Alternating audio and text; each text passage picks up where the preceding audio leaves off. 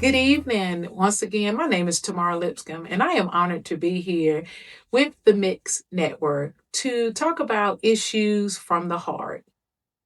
I am a Reedsville native. Wasn't born here, but I was raised here. I went to school here. I'm a proud graduate of Reedsville High School, class of 1988. Go Rams.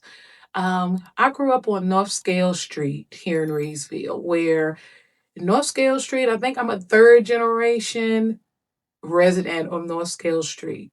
Um, Growing up on North Scale Street was community. It was family. Um, if one person needed, if a family was without or needed, the whole community, the neighbors, they looked after you. Everybody was your mama. If you got in trouble somewhere else, you better believe those ladies, they would get you. And then when you got home, you would get something else. So I truly believe in community, being there for one another, for each other. I remember so many that are gone on who was instrumental in just the community and what we had down there in close knit. And to this day, those residents that are still with us, those older residents that are still with us, mean so much to me. Um, and even my peers, the folks that I grew up with that are my age, we all still acknowledge ourselves as North Scale Street residents because we are still like family. I had someone to tell me, you are Miss Reedsville, because when you see me, I'm all over the place. I do serve many hats. I'm in many roles. I make my living as a property manager. Sometimes it has its challenges, if those in property management may know. I'm also currently the chair of the City of Reedsville Planning and Zoning Board.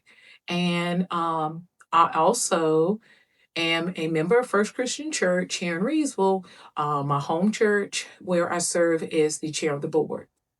Recently, I was named board chair of Changing Lives Outreach, which is a community based food stabilization program in Danville, Virginia.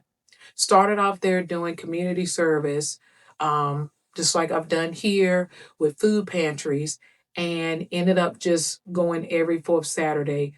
We began like family, and the goal is to hopefully bring that program to Rockingham County. We have people from Rockingham County that come down, people from Caswell County that come down. That means a lot to me. My community, my folks here in Reedsville means so much to me. My community here means a lot. Um, yes, we have had our challenges, just like any other city. But we make it. It's almost like if you're born and raised in Reedsville, which I wasn't born here, but I was raised here, but it's almost like your family members. You can talk about them, but nobody else can. So everybody I know, we take up for our hometown, regardless. We take up for our hometown, and I'm the same way. There's several things. I think our city is definitely growing. Um, of course, there has been a lot of progression, and there's still a lot of work to do. We we we need programs, I think, for our children. We do have our park and rec, and I encourage parents to get your children involved. Get them involved in program and activities and things of that nature. I would love to see our churches come back together. Let's start getting back involved with our community. We At my church, we're going to be planning something really soon. I hope the other churches are too. At one time, as you all know, if you're my age, when you grew up in church, we look forward to summertime, those church picnics, church outings, vacation Bible school, things of that nature. I would love to see us to get back to that. We are experiencing growth here in Reedsville, and I think that's going to continue. But there's definitely a lot of work. There's definitely work to be done, and we know this. But it takes all of us.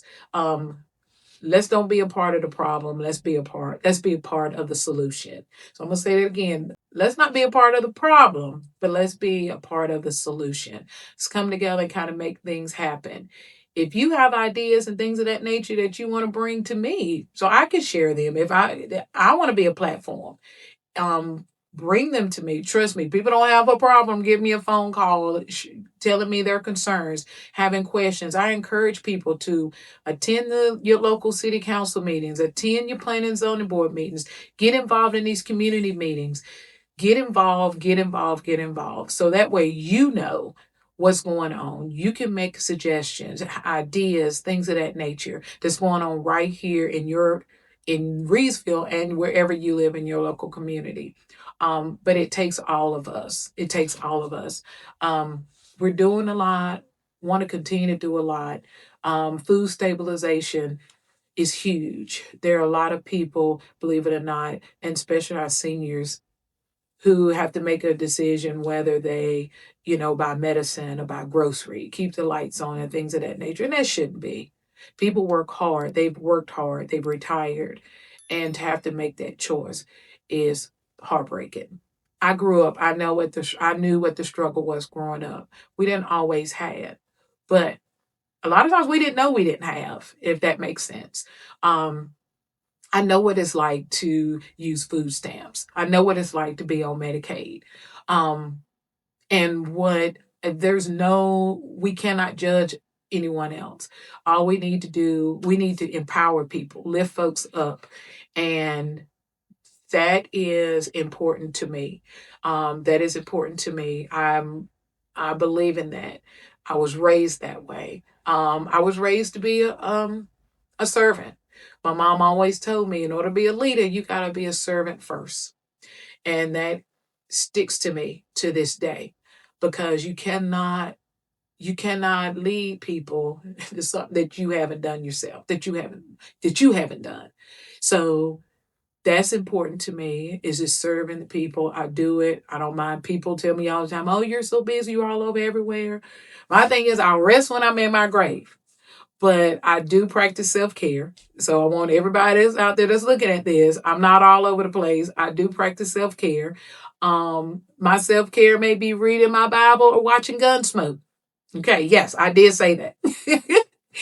But that is my self-care sometimes, having my cup of coffee on the front porch. But I do get a chance to just take a breather and just to relax, and enjoy just the things that are around me, enjoy my family, enjoy my grandson. Um, and so family is everything, community is everything to me. And just growing up believing that you have to treat people the way you want to be treated, regardless.